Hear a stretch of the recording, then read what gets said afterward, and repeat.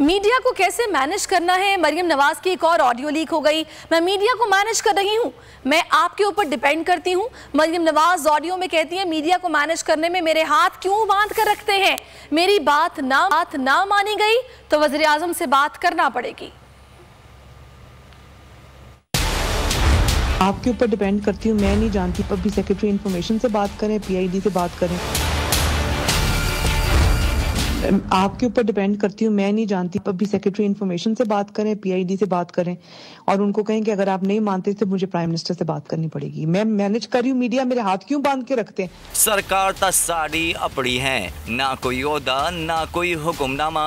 मरियम नवाज सरकारी वसाइल पर काबिज। मीडिया को कैसे मैनेज करना है। मरियम नवाज की एक और ऑडियो लीक हो गई। मरियम नवाज ऑडियो में हुक्म देती हैं कि मैं मीडिया को मैनेज कर रही हूँ, मैं आपके ऊपर डिपेंड करती हूँ। मीडिया को मैनेज करने में मेरे हाथ क्यों बांध रखे हैं।